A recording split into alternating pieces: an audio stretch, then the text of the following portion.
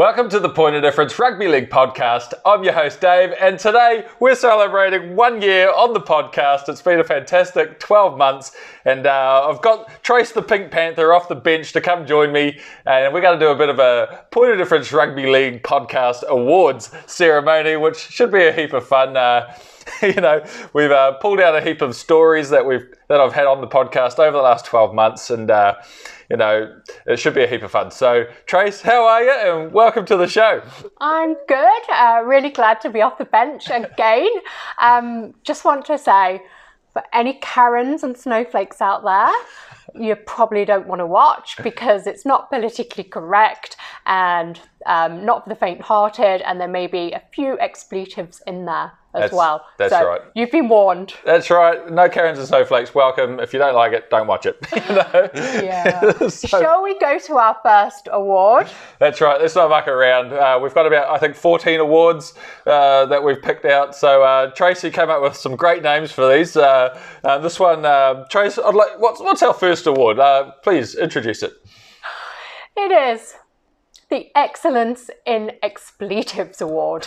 Perfect, right. Expletives Excellence, yes. That's right. It only took me 3 podcasts to meet the most expletive podcast of my current podcasting career. And that went to a very fun, lovable guy that we all love here in Christchurch, the one and only Pup Laurie. Yep, and he dropped the C-bomb in like the first sentence, I think. Something like that. And so who was our other nominee for the Expletives Award? Well, you also had Toddy, didn't you? We did. Brent Todd, the one and only. Quite a few F words in there, from what I remember. That's right. I remember a comment on Facebook. Darryl Williams said, Toddy, I don't think you used enough F words during that podcast. So we've got the two nominees. We need to find out who the winner was. So, Tracy, roll the tape. Okay, here we go. In your fucking dream. Trying to put my daughter through fucking uni. Blonde hair, I'm all tanned up and fucking... His heart was the size of a fucking watermelon, so... What the fuck are you doing? I said, I'm just putting my gear here. He goes, you're not fucking putting it there, mate. Fuck off, put it somewhere else. I went, here, fuck your ear. And it's like, sorry, sir. Yeah. Remember that? Me and the old man used to argue like fuck. Louie, I don't think this guy can fucking play. Oh, you're kidding. Look, Jim Touch team were fucking useless, but... Noel Clear fucking hit me. So it was probably just a fucking pipe dream. But a lot of them wouldn't have known who the fuck I was, you know. And I'm just thinking I'm leaving a successful Hornby team for this fucking, this drama-filled fucking soap opera. But he's a guy, and I'm fucking playing with him, you know. And I think we played Mount Albert and... Fuck, I think we got pumped. Yeah. Because the French are real they're dirty, man. They're dirty players. This is a great first week of fucking footy here, isn't it? I roomed with Dane Sorensen. He's a fucking tight ass, So it was a fucking day pass for me, like fucking get fed and get to sleep without any noise. Every morning I'd make him I'd be like making him a fucking coffee. I'd think to myself, not a fucking shit show am I going up for 20 grand. Wow.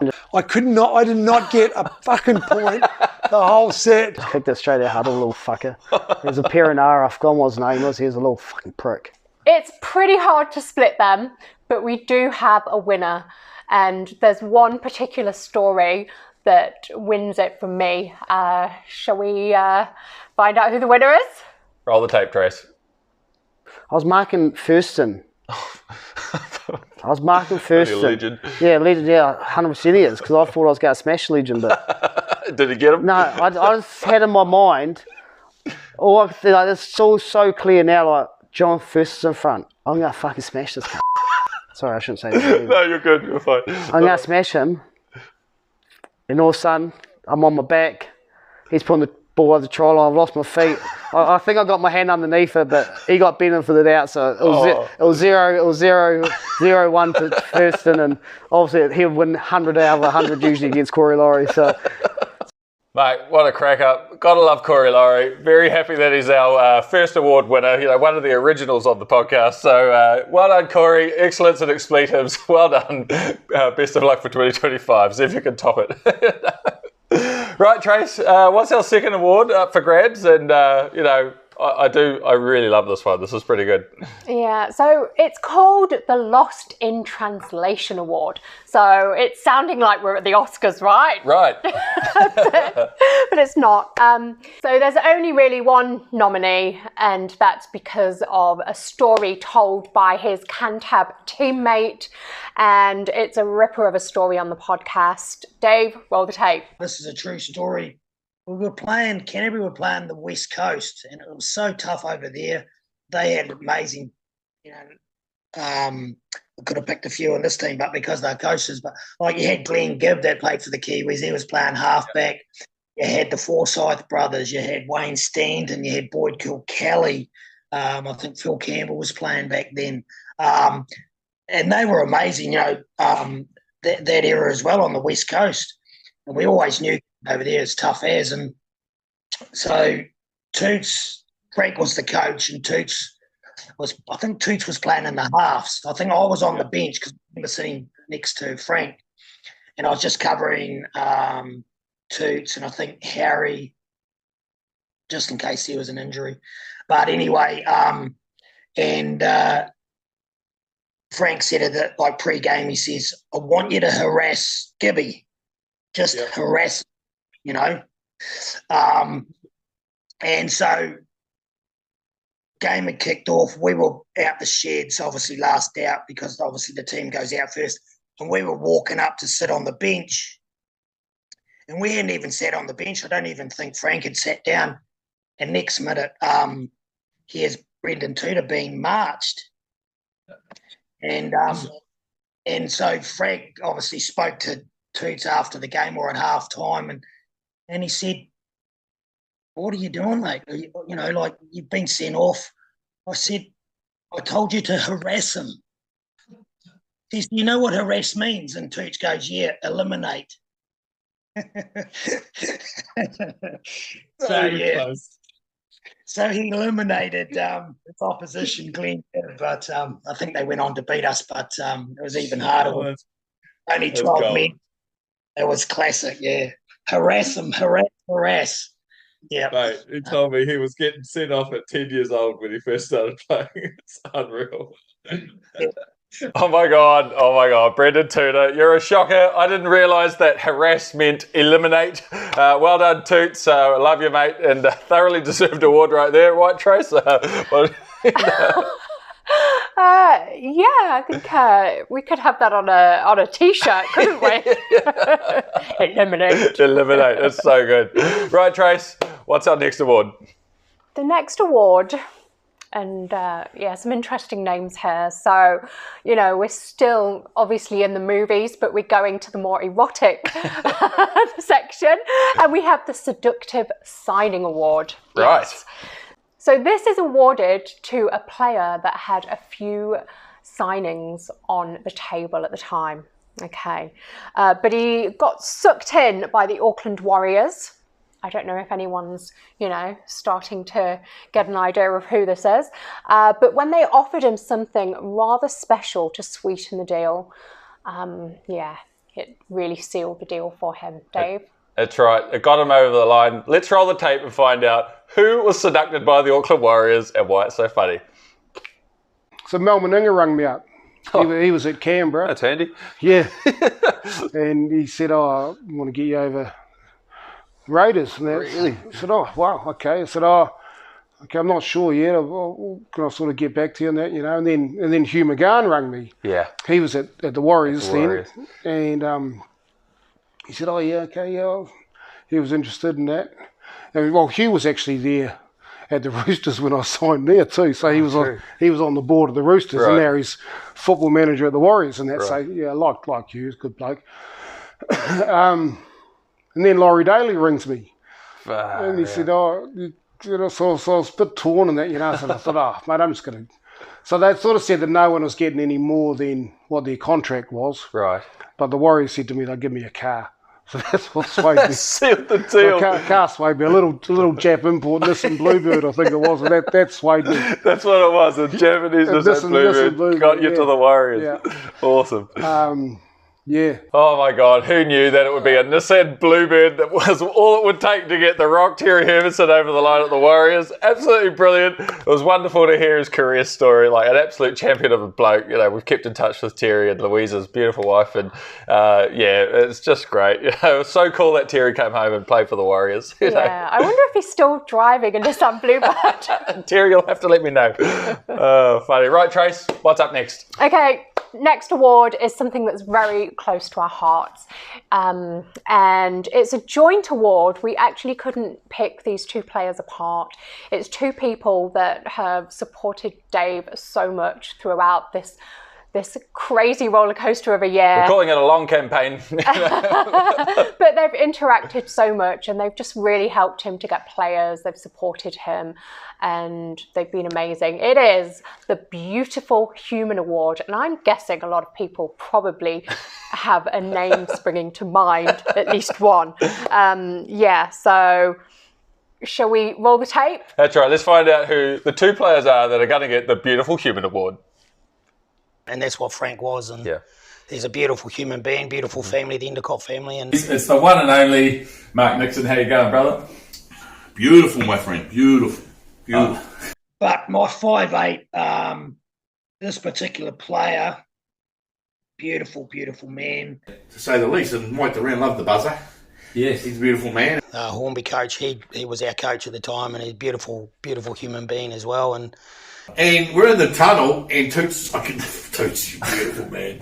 Yeah. And just coming across some of the people, like Mark Nixon, who is a beautiful mate of mine. And he's a beautiful boy, yeah, and he's a good-looking lad. Seriously, these two blokes are awesome. Like, not only do they use the phrase, he's a beautiful human. You know, they both use it regularly, but they're both beautiful humans themselves. They are. You know, I've spent a lot of time with both of them, and you know, I have a lot to be grateful for both these guys, and it's just been a pleasure to get to know them over the course of the year. So, cheers, guys. Cheers, Harry. Cheers, Wits, and roll on 2025. So, Trace, what's our next award? So the award is going to the best prankster that has ever graced the rugby field. If you could take a course in pranks, then this guy would be a professor. Absolutely, sure. absolutely. He is the epitome of the word prankster. And if you don't already know this, we are going to show you shortly. But Dave, how did this come about? So the prelude to the story is that Kevin Campion was over at this particular player's house for a barbecue, and he thought it would be great to prank this guy because he is, you know, one of the, you know, great pranksters of all time. So he changed his baby's nappy in this person's room, stuck the nappy inside one of the pillows, and left it there overnight, thinking, yes, I'm going to get this guy. This is going to be great. So when the discovery was made, poor old Campo had made a bit of an error of judgment and put it in the wife's pillow, not the player's pillow. So the player in question said, "You're gone." Like he knew that it had happened. He knew who did it. He paid Campo a visit during the night, and this is what happened to poor old Campo. So I had a barbecue at my house. I used to live in Penrose. They come there. Anyway, got late in the night. Campo goes, "Oh, mate, can I just change my kid's nappy?" I said, "Yeah, go in my bedroom in there, no worries." So he changed his kid's shitty nappy, and he stuck it in the pillowcase on the bed, right? And thought, "Fuck yeah, I'm gonna fucking get natty." So everyone went home. We clean up. Me and my missus get into bed, and we're in bed. She goes, "What the? You fart?" I was like, "What?" She's like, "Oh, fuck. Yeah, did you fart?" I was like, "I didn't fart." She's like, "I can smell shit." And I was like, "What are you on about?"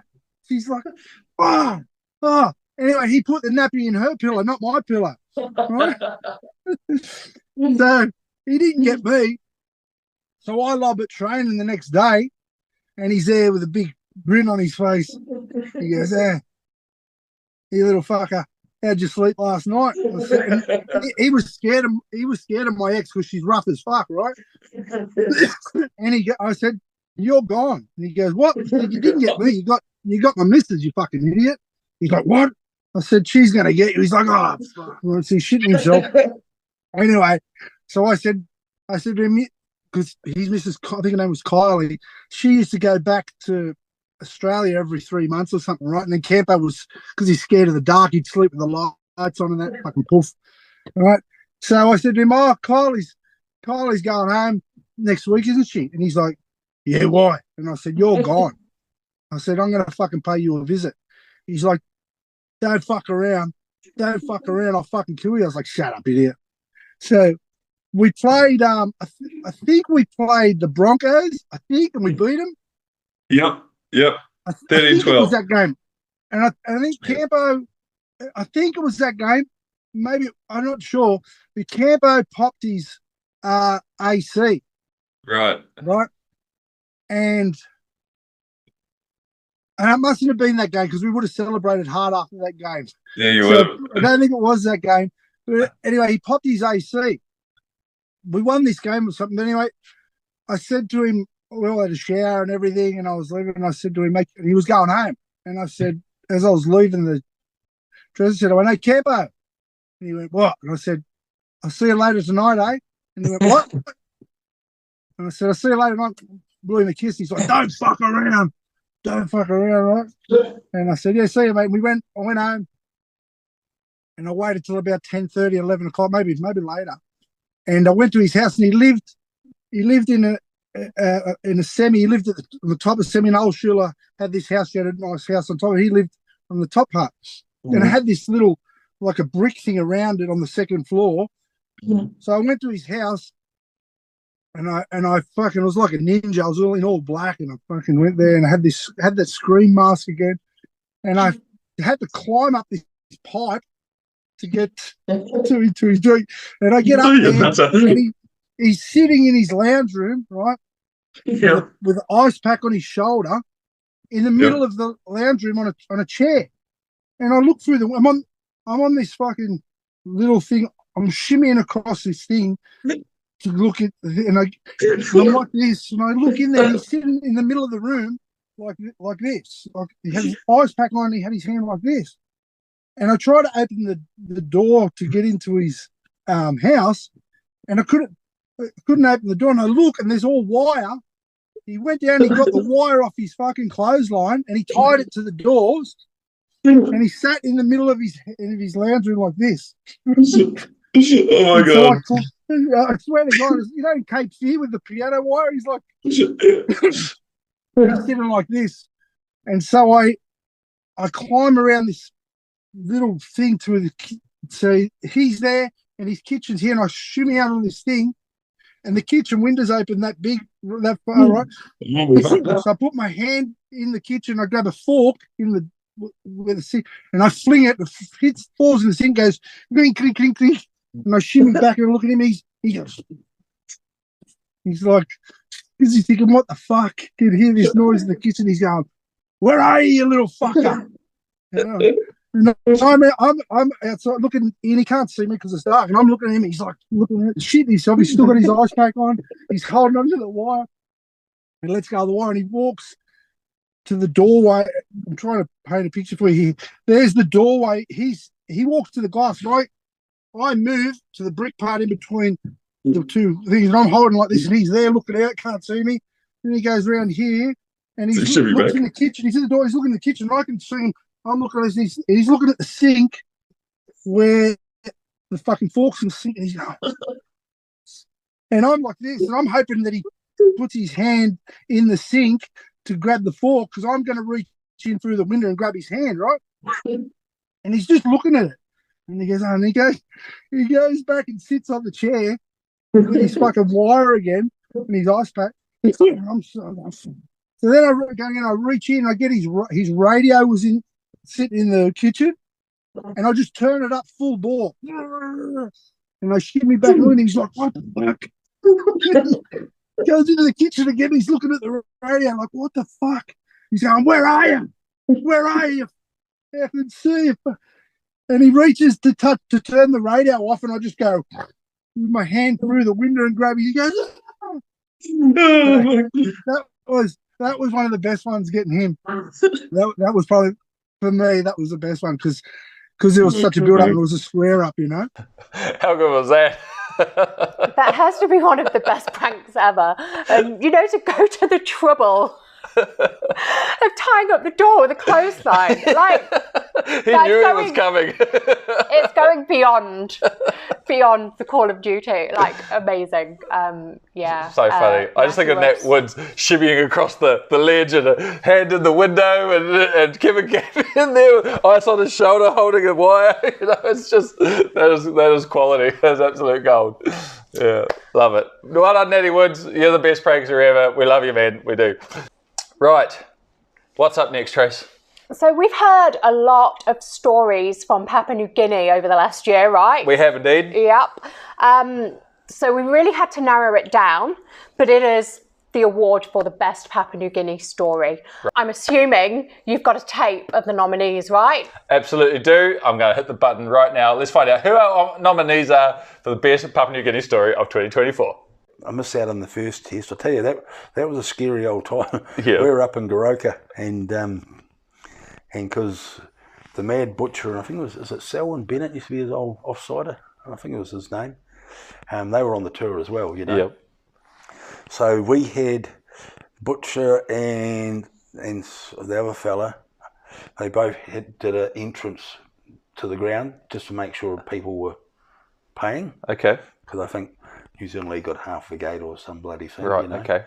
So I went with Pete Leach down to do one of the gates. Yeah. Mate, that was the scariest time of my whole life. You know, you got these guys coming in and they've got bones sticking through their nose and they just got the wee butt pouch on and they got spears and a bow and arrow, you know. Proper tribal village mate, people. Oh, mate, it was unbelievable, you know. And here's old Pete, get your money out, you thieving mongrels and others. And I'm going, gee, shut up, Pete, you'll get us killed here, mate. I just couldn't wait till they kicked off so we could get back inside, mate. I could just imagine the butch doing that. It was funny. I wasn't really funny at the time, it was quite scary, but... And as I was driving into the stadium, there's thousands of people outside the stadium who couldn't get in.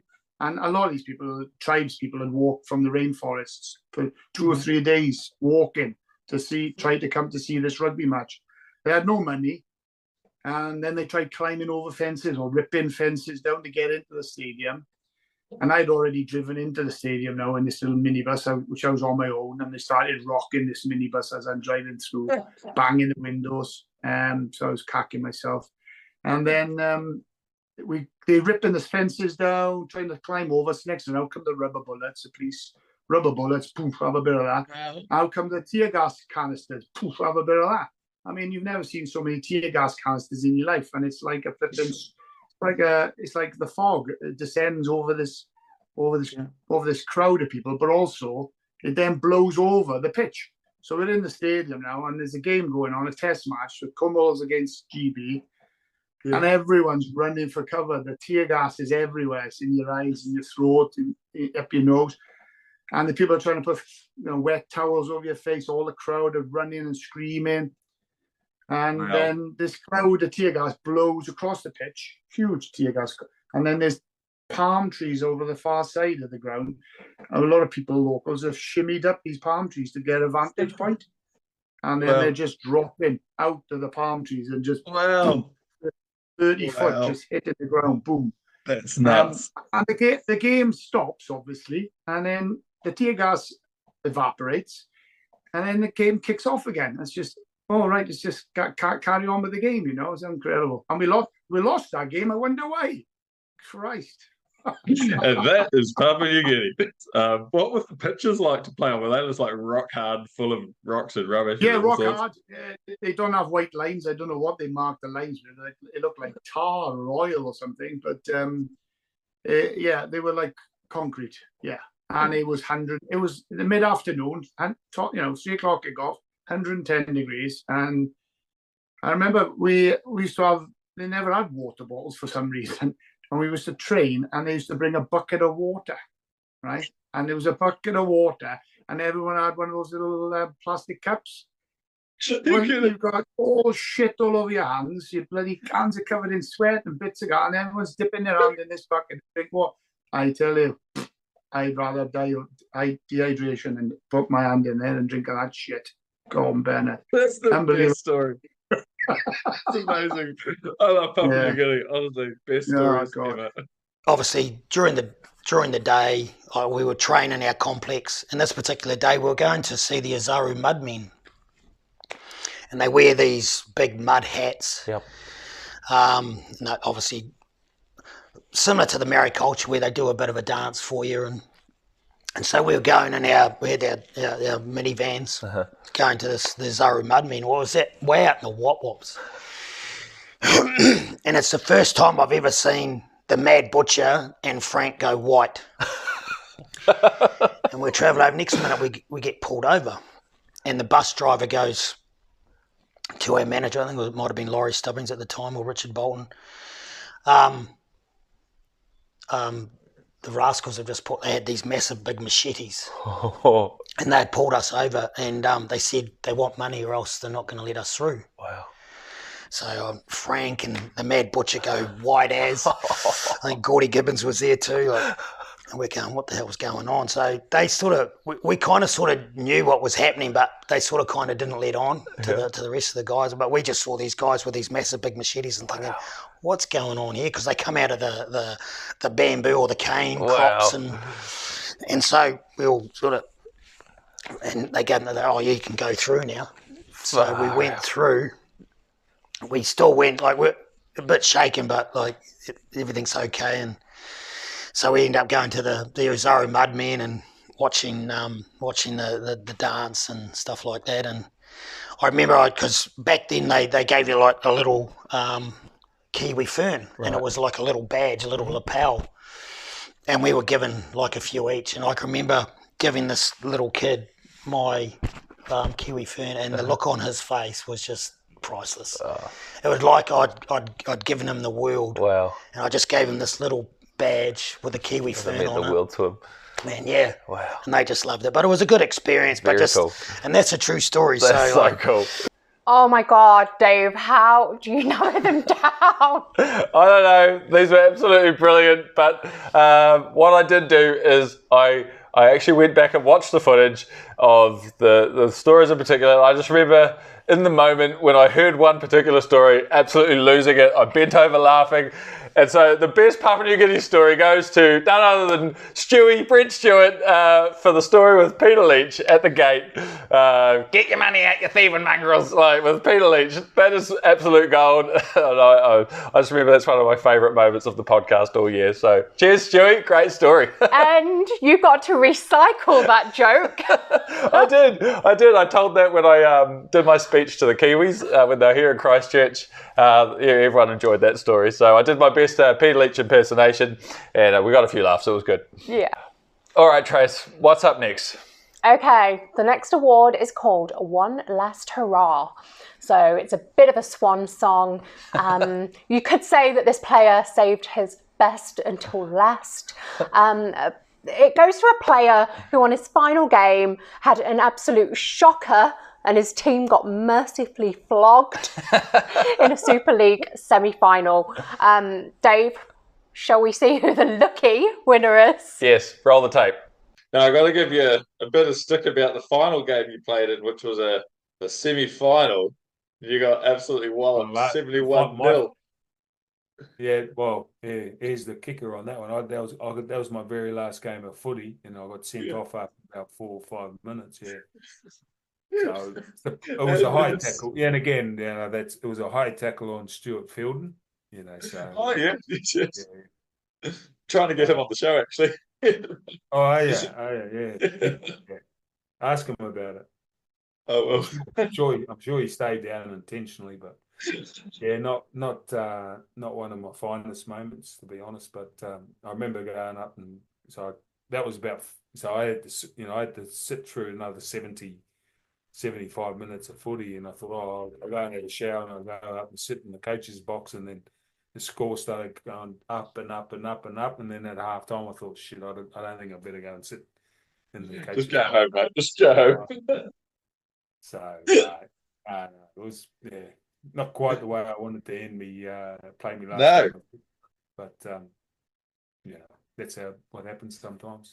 So it's pretty safe to say, not the best ending to one of our most capped Kiwis, World Cup winning coach, but hey, you can't win them all. Funny stuff, right, Trace? Go out with a bang, that's all I say. 71-0 flogging poor old Hull got by Leeds on that day. Bit of a mare there by Kearney, but great story all the same. Cheers, Mooks. Right, what's our next award, Trace? Next award is the Scandalous Signing Award. That's right. So we've got 2 contenders for this one. 2 players who signed for their clubs under rather dubious circumstances. Who are the nominees? Well, we got 2 nominees for this that stood out in my mind over the year. One being Kiwi legend Kurt Sorensen, and the other being Queensland legend and Warriors champion Kevin Campion. So let's find out the 2 stories, and then we'll reveal the winner after we've watched the clip. Our manager got us, brother and I, together and said, well, Jack Gibson was coming to Cronulla in 1985, which was 2 years later. And he said, "Why don't we?" And this sounds absurd. He said, "Why don't we go somewhere and get a lot of that money back for a season, and then re-sign with Cronulla under Jack Gibson?" Okay. And that's what we did. We ended up the Roosters were the highest bidders, highest payers, and we actually went around there one night and met with the guy that did all the negotiations. My brother and I and our manager. We were in a room under the stands. He shut the door. Yeah. And he said to us, "Right, fellas, we want you to sign tonight. We don't want you to go away and not sign. And to help you make your mind up, here is a something that hopefully will help you make your mind up." And he brought these 2 brown paper bags on the table. You know, the famous brown paper bags. I mean, that's the one. Maybe I shouldn't be saying it, but I'm not naming names. And so we're just going, wow. So grab the brown paper bag, had a look inside, and then we looked at each other. Where do we sign? Oh, so the Rooster stories are true. Well, I'm not talking. Wow. I'm not talking for anyone else. I'm just telling you what happened that night. 100%, So man. that's the Rooster story, and I'm very sad about that. And yeah, That's a great story, though. That's a pretty good story. Love the paper bag. Love it. What happened between you and Rod Reddy that ended up with you going to the Broncos and Noel Goldthorpe ending up at Adelaide Rams? Yeah. So I was having a bit of contract dispute with the Adelaide Rams officials, and you know they were trying to bully me. And anyway, I needed some advice. I rang Wayne Bennett, who I just finished playing in the Tri Series with, and just asked him for his advice. And he said not to worry about too much and just keep playing. The footy that you're playing, and things will work itself out. So basically, that was it. It got to a point where I was disgruntled and wanted to get out. Yep. So I rang Wayne again. I said, "Mate, I want to get out of here." And he goes, "Oh, okay, leave it with me." So what happened? What happened was he orchestrated this changeover where he knew the Hunter Mariners were going to fold. Okay. He said, go and do a swap with Noel Goldthorpe, who was at the Hunter Mariners. So I actually signed with the Hunter Mariners.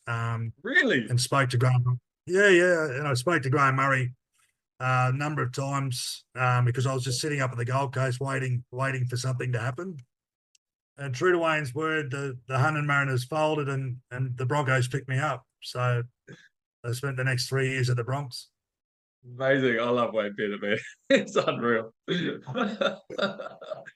Oh my goodness. I get the feeling you enjoyed that Wayne Bennett story because I know you're a bit of a fan of the Wayne. So, but we have to announce the winner. The winner of the Scandalous Signing Award Has to go to Kurt Sorensen, brown paper bags under the stadium, we'll close the door, we want you to sign, here's a little incentive, Those are the rumours that we've all heard, and Kurt Sorensen, hearing it from the horse's mouth himself. That was gold. Thank you, Kurt. That was a great story. So you get the award for the most scandalous signing award. I love it. Right. What's up next, Trace? Okay, so as we all know, rugby league is a contact sport, and it wouldn't be an award night without an award for casualties, right? Absolutely. Okay, so this is the Casualty Award, the Casualty Chronicle. And we picked a couple of great stories from the podcast. Dave?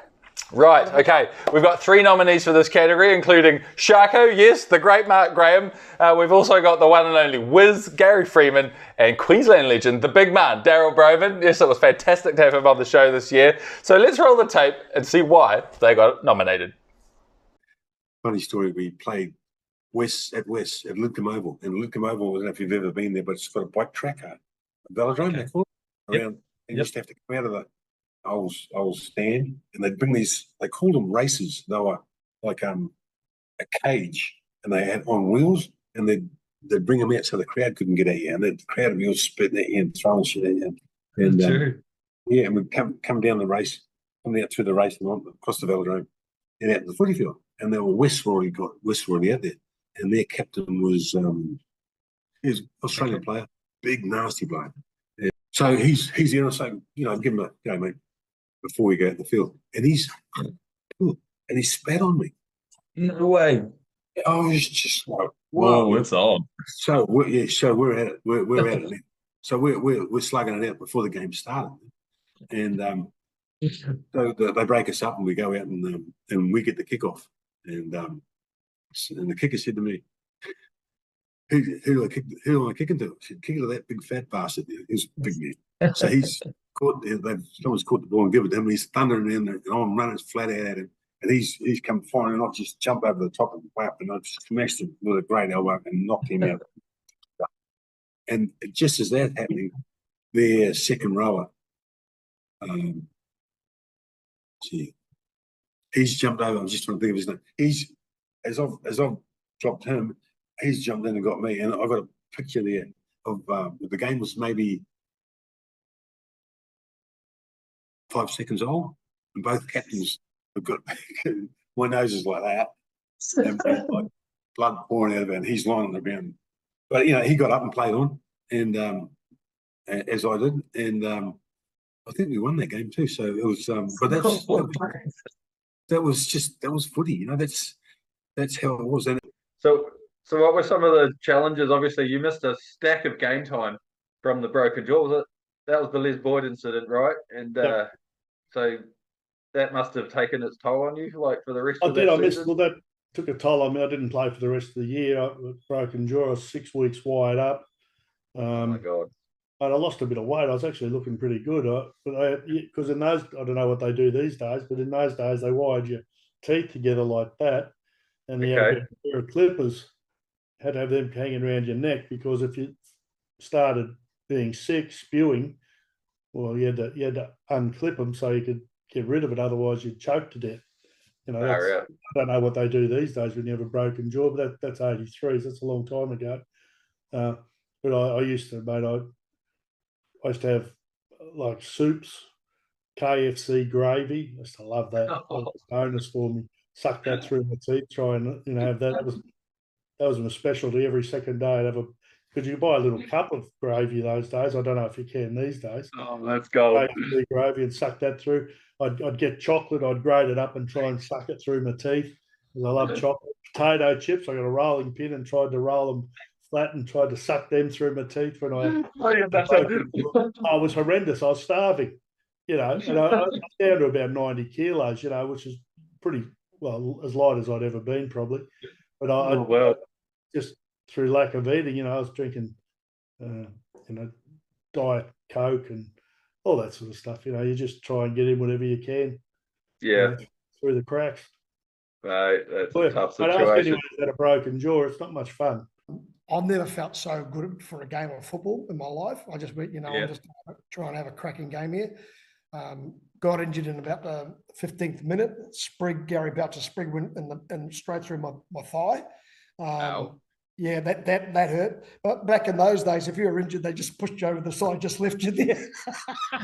No one come to see if you were all right. They went, move on, put the scrum down, and away we go.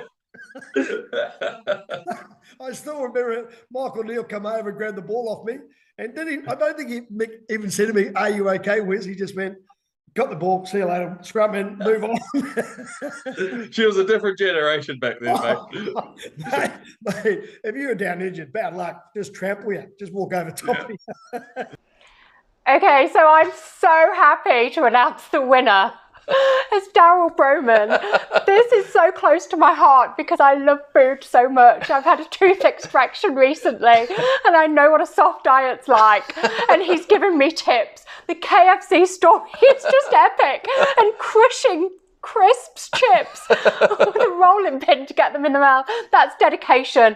There couldn't have been another winner for that award. Not at all. Congratulations to Big Mon. You deserve it. Oh, I think just quietly, you had a bit of a crush on him when we went to the Gold Coast and met him. Just, I don't know, what is it about the big man? I don't know. He's just got an aura about him. He's so good at speaking, and he just had me like hooked from like the get-go. He's great, isn't he? And yeah, he's a good guy. Okay, so what's up next, Dave? Okay, so you might notice Tracy's UK cushion over here. Obviously Tracy's English, but so this next award's very appropriate. The UK Weather Award, which goes to a certain individual that we got to meet this year as well while we're over in the Gold Coast. I had him in sort of the early days of the podcast and absolutely hit it off and become friends straight away. He told a great story of how he went over to England, played in the treacherous conditions, absolutely did not want to go back out there to play. Now we're going to roll the tape and find out who's the winner of our UK Weather Award. We didn't play for a few weeks because the snow was so thick it covered the oval and we couldn't play in the snow. I ended up playing in the snow when I went to Hull KR. Crazy. I got to the ground and it was absolutely pelting down, and I'm in the grandstand making snowballs, pelting the punters coming in to watch the game, and I'm thinking, there's no way in the world we're going to play in this. And sure enough, we get it. The coach, he was a fullback, Fairburn. He was a fullback, and he played for England and ended up coaching Hull KR. They get us in the dressing room, and they said, "You're playing." I went, "Are you serious?" Like it was like knee deep, and I was playing fullback, and I was shivering, and I just didn't want to touch the ball, didn't want to do anything. Every time they'd kick it down, I'd have to bloody run the thing back and in the snow and the mud and the cold, and it was minus 22 wind chill factor.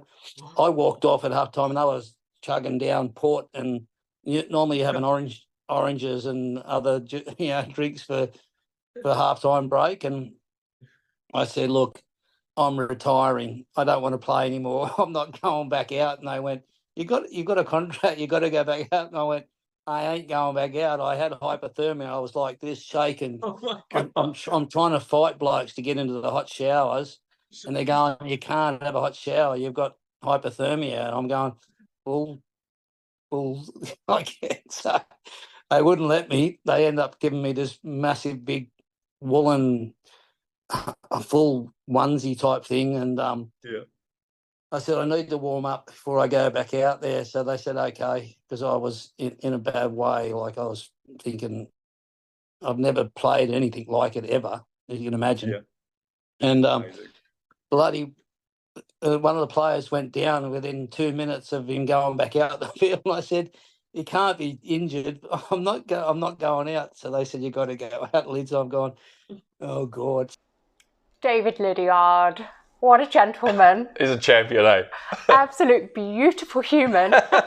Sorry, Aaron, sue me. But yeah, we spent some time with him on the Gold Coast, and he, it's something we'll treasure. Amazing person, and love the story about the British weather. Yeah. I love that we can get one over on everyone in the world. Yeah, pretty epic that all you guys that love contact, you love pain, but you can't take the British weather. Stay in Sydney. Oh, that's brilliant, Trace. I love it. Right. Trace, what is up next? This one's a really, really close one to my heart as well. I met this guy earlier in the year, did a great podcast, but this award's like so ironic it's not funny. Go for it. Okay, so it's the Big Softy Award. So it's to a guy that is pretty scary on the rugby field, has a lot of presence, but actually he's a gentle giant, and we're going to learn this in the next clip. Okay, 2 questions. What's your favourite TV show? Favorite TV show? You won't believe this. I gotta say it. Bloody Peppa Pig, because The great Jim Mills, the hardest man. Hey, listen. I sit down on that Saturday every afternoon, and my grandson comes round. He's only 5, Jonah, and he sits on my lap, and every first thing he says, "Put Peppa Pig on, Grandad." So that's all I watch is Peppa Pig. If I do a list of, because I ask this to every guest on the show, if I put that next to your name and I put a list of everyone's shows. Yeah, I like Jim Mills. I love it. I like all sports. Okay. I like all sports. Oh, how good was that? Big Jim Mills, a feared front rower who absolutely scares the shit out of most people on the footy field in a world full of violence, blood and gore. He loves watching Peppa Pig with his grandkids. Man, how sweet is that? Oh, I just think that's brilliant. I guess it's good to get away from your day job. Right. Love you, Jim. Okay, so next up, we are giving a presidential pardon. All right. That's right. I know. Nice. Serious, right? It's all official. We have power. We do. Who knew? So who knew, especially back 34 years ago, something that you could say would still be going viral today? Seriously? Seriously. So this person we met, I had the pleasure of meeting after you'd done the podcast in our apartment. Yep. We went for a beer. Yep. Great guy. And yeah, we're giving you a presidential pardon.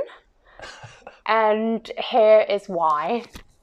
You've got to tell me about the famous, hilarious press conference. Everyone wants to hear about that. How the hell did you come up with that answer on TV? Welcome back. Kiwi Test forward Brent Todd will sport new club colours in 1992. He'll trade the Canberra jersey that he's worn in 3 grand finals for that of the Wooden Spooners, the Gold Coast Seagulls. It's been the worst kept secret on the Gold Coast, but this is the signature that Wally Lewis and Larry Maloney have been waiting to add to that of State of Origin prop forward Steve Jackson's. I was always going to come here no matter what. I made the decision way before the grand final. Well, mainly the Gold Coast is because the Sheilas are good looking. I want to fuck them all.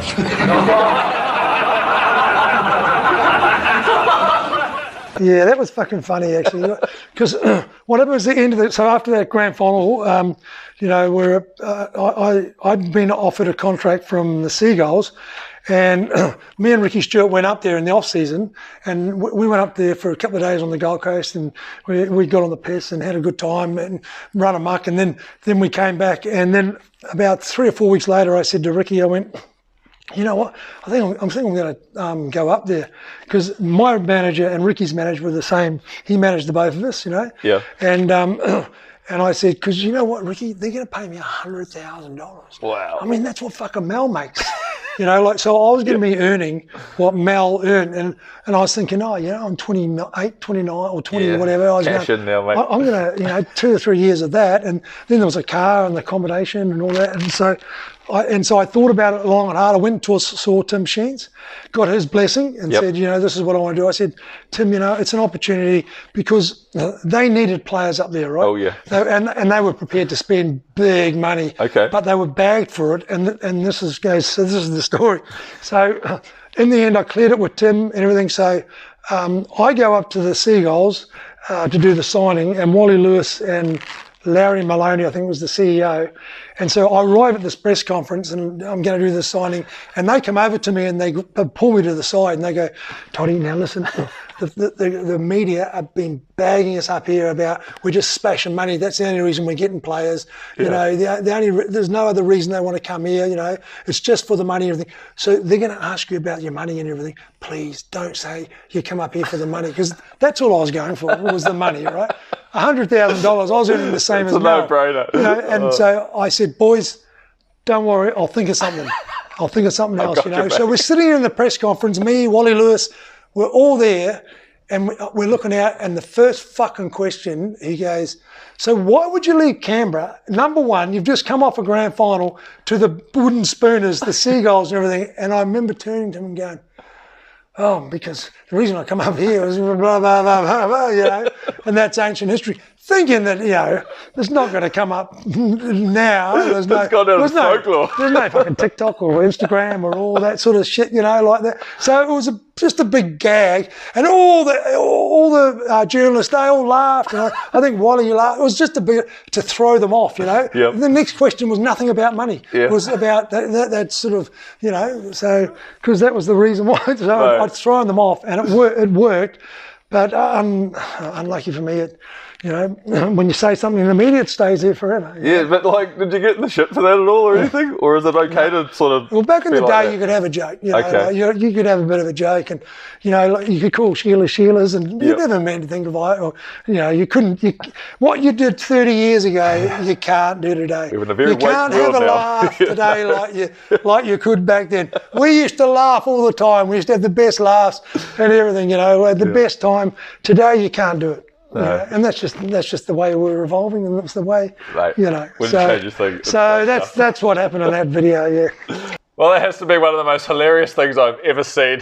You know, I know the world still enjoys watching that clip, but Toddy, it was actually brilliant to see your reasonings why you said what you said. I mean, I'm sure you did want to go to the Gold Coast and do what you said, but, you know, you did the club a favour and they kind of hung you out to dry. You know? So we've officially given you a presidential pardon. It is now done and dusted, and now, because we know the reasoning behind why you said what you said. Yeah.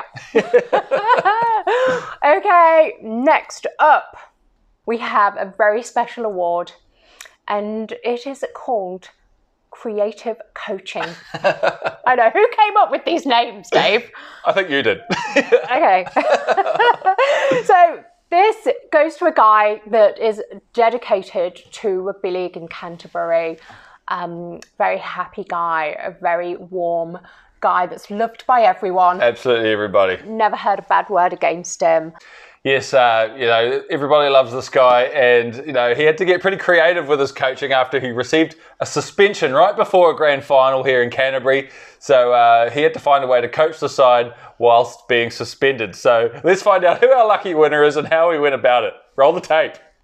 But what happened? I think the key, the catalyst to winning this was that I got suspended that year. Okay. Me and the limit coach, Russell Ward, he was a good coach and a good bloke. He got 2 weeks and I got 3 weeks.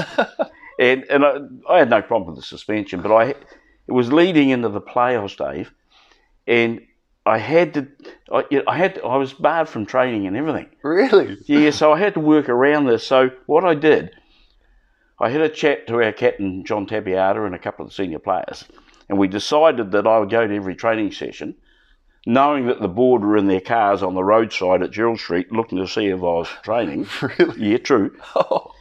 And I sorted out this tree, and it had the big floodlight in front of it blowing out, so they couldn't see this tree behind.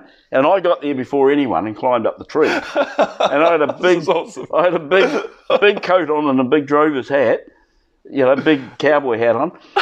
And I'm sitting up in the cold and the dark up the street, and the players all turned up. And we had it sussed that they would do their stretches. You know, they'd go around the park and do their stretches underneath this tree, and I'd be yelling out the instructions to what they do. And Tapiata, Johnny, he'd take them out in the park and do their, and then every so often he'd bring them back under the tree and make out we're doing a few stretches, and I'd say, and this is cold. And I could see the board members in their cars. They had a different one every night. And this happened for 3 weeks. That's amazing. But that galvanised us as a team, and we went out and won that grand final against all the odds in the world.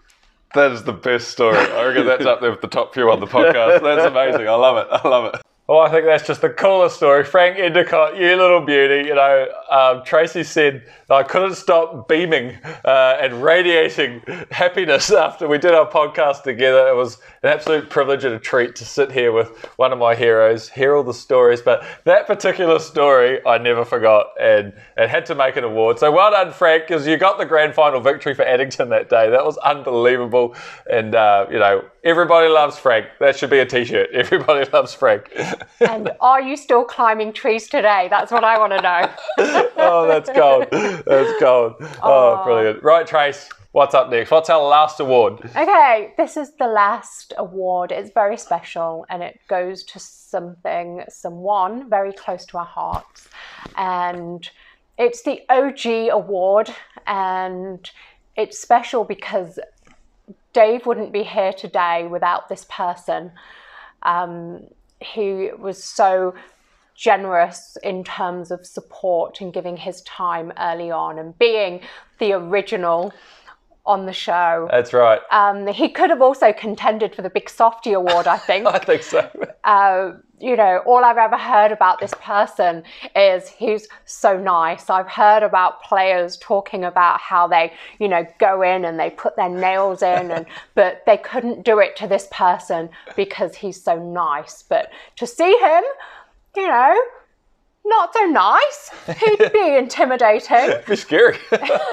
But he's got a heart of gold, and as I say, he started all of this for you. That's right. Yeah, got things going. Right, so let's roll the tape back to find out who our OG award winner is. The guy who came on with me first. We're going to roll the very first intro I ever did when I was bricking it. I was so nervous, and we got it done though. Let's roll the tape. Hey footy fans, welcome to the Point of Difference Rugby League podcast. I'm your host Dave, and today on the couch with me, I've got a Kiwi legend, Samoan great, also played for the USA Tomahawks. He's played 10 years in the Super League. It's none other than the amazing Sini Faimalo. Welcome to the couch, brother. Talofa lava. How you doing? Good, thank you. Thank you for having me. Oh, nah, man. Thank you so much for giving up your time and coming on the podcast. Before we turn the clock back on your career, mate, what has the great Sini Faimalo been up to these days? At the moment, I'm a youth worker, working with a lot of the young ones who are getting into a bit of trouble and just need a bit of guidance here and there, so I'm doing well. Well, it just seems like so long ago that I did this first podcast. You know, I've slowly evolved the style over time, but, you know, I was absolutely sweating bullets that day. And, but all I can say is a massive thank you to Asini for coming on the show, being the first one, you know, giving me my start. You know, I couldn't have done it without you, mate. And that goes for the first few people I had on the show as well, like Aaron Whittaker, Corey Laurie, Brian Langton, Bertie Milne, Terry Hermanson. You guys were all, you know, amazing to just, you know, give me your time and give me a shot. And, you know, it's been an incredible journey for me. But, you know, I just want to make a special mention to Jeanette, you know, Asini's wife. She's amazing. She's been so supportive. So between the two of you, I'm just really grateful. So thank you so much for your love and support and getting this show on the road. Yeah. Yeah. But Dave, has it all been plain sailing for you during this past year? Absolutely not. You have no idea what I've been through. Right, so for the most part, 98% of the time, plain sailing. I get hold of a bloke, we set a date, I do my research, and we get it done. But, you know, it's not always that simple. For my very first podcast, it actually took 3 attempts to get it done. So Asini came over the first time. We recorded about 40 minutes and it was fine. And then he rings me up the next day. Oh, I didn't talk enough about my junior footy. I'll come back and do a bit more. No problem. So we do that. He goes home. I don't check the footage till the next day. No audio. I'm like, oh, you're kidding me. So, Sini, about that podcast we just redid, can you come back again tomorrow and do that bit again? Because for some reason there's no audio. And anyway, we got it done. So third time lucky. We got the first podcast done. But then there was a couple of other instances. I had Martin O'Fire on recently. Tracy said all afternoon, do not forget to press record. I forgot to press record. And so about 10 minutes in, I realised, I'm like, oh my God, this is Martin O'Fire. Now I have to stop him mid-conversation and say, I forgot to press record. So we did that podcast again. Paul Carriage, terrific guy, terrific stories. Didn't record the whole podcast. We had to do it again. Was it as good the second time? It was way better the second time, but it was so embarrassing to get to the final question and go, oh shit, I didn't press record. I remember you coming to bed that night, and you were just like mortified, and I felt so bad for him. Oh, poor guy. So another couple of funny stories. Brent Todd, he was coming to my house. He was coming right here.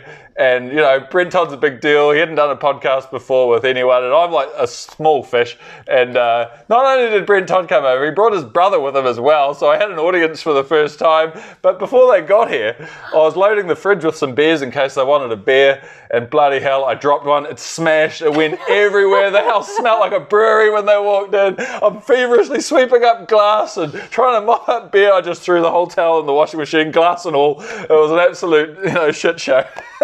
But they had no idea. So that was funny.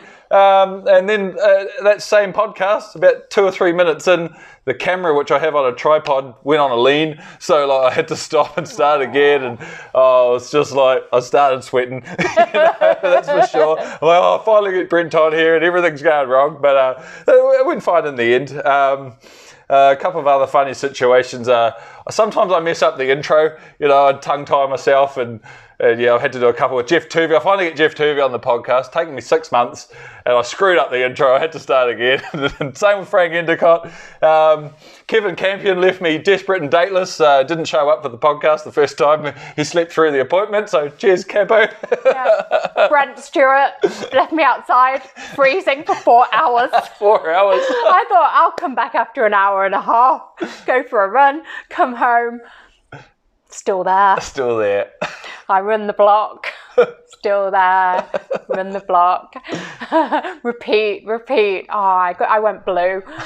In the end, I went to the gym, and 4 hours. 4 hours. What a podcast! It was worth me almost dying. Right? It actually was, because Brent Stewart's podcast has hit over 25,000 views on YouTube, which for me is unbelievable. It's outstanding. So thank you, Brent Stewart, for coming on the podcast. That's been an absolute winner. Absolute winner. So just thank you to everyone for your support in 2024. I can't believe the year I've had, come from nothing to, I think we've got 70 podcasts now, and I've got a couple more to edit yet. So amazing year, and thank you to Tracy, my beautiful wife, for putting up with all the time that it takes to make this happen. And not only do you give me the time to do it, you help out with all the admin in the background. You make all the thumbnails, the good ones that we're putting on recently, not all my shit ones.